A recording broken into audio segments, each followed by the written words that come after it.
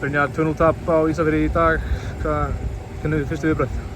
Nei, bara svekkjandi, þú veist, byrjunin var náttúrulega vond fyrir okkur en það er bara eitthvað sem getur gerst og fyrir utan það þá var þetta bara jafn leikur fannst mér. Þú veist, 2 jöfn lið og hefði einhvern veginn getað endað hvernig sem er.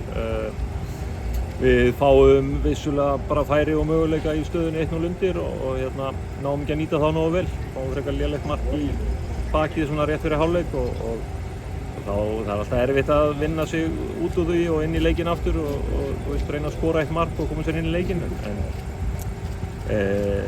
bara, þú veist, við verðum bara að sætta okkur við það, þú veist, einhvern veginn hvað ég segja, bara köflum bara betra liðið og einhvern veginn, þá er mjög svekkjandi að tapa leikjum. Ósanngjarnt tap? Ekkert ósanngjarnt, við skoruðum ekki og Vestri skoraði 2, það verður ekkert sanngjarnara en það en svona bara miðað við svona, mér finnst frammistaðan bara fín að mörgu leyti. Þið náðu ekki að finna markið, hver er ástæðan fyrir því? Eins og segi, við fengum færi, við áttum skot í bakið á eigin manni sem lá á línni og við fengum horn sem það var hangið í okkur og togaði í okkur og sparkaði í okkur og leiðum tilbaka og það er einhver ástæða fyrir að við fáum einhvern veginn ekki þá hluti með okkur og síðan bara vorum við ekki nógu grimmir, við fengum eitt svona teljandi minni mig, 1-2 í seinni hálfleik, fyrir færi ágætisfæri inn í skalla á markið og þú veist, maður veit aldrei ef fyrsta markið hefði komið, hvernig framhaldið hefði verið, en við náðum aldrei fyrsta markið. Boltinn fór nú einu sinni neti hjá okkur í einni hornspyrnu og flautaði aukaspyrnu á okkur. Já, bara galið, bara ótrúleg ákvörðun og sérstaklega með að við hvað undan var gengið gegn okkar mönnum, þá var það bara galin ákvörðun og ég veit ekki hvað ég segja. Ef maður segir mikið þá er maður örugglega bara í vandræðum eitthvað sko,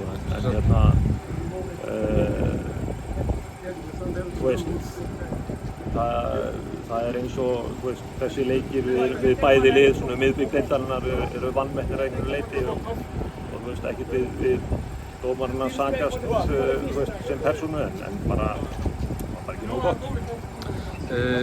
Karan Gurung hefur komið núna að vera í tópi á okkur síðustu 2 leiki, gott að hann tilbaka? Já, bara frábært fyrir hann er náttúrulega fyrir tímabilið fyrra sem ég var reyndar ekki, var hann þú veist, ætla að spila töluvert og bara er frábær leikmaður og ekki bara Karan, heldur Axel Örn sem kemur inn á og Egill sem kemur inn á og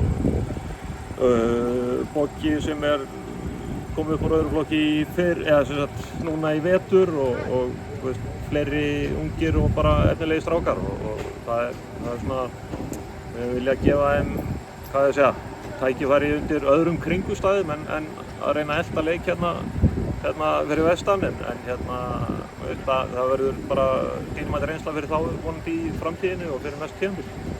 Í lokin flautað á til leiksloka mikið læti í kringum bekkina, sástu hvað gerist þar?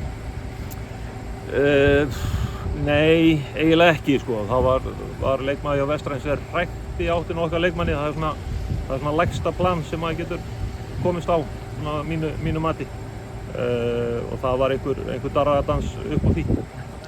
2 leikir eftir þess að framhaldið við svona 5 stigum frá falli, hræddu við þann pakka?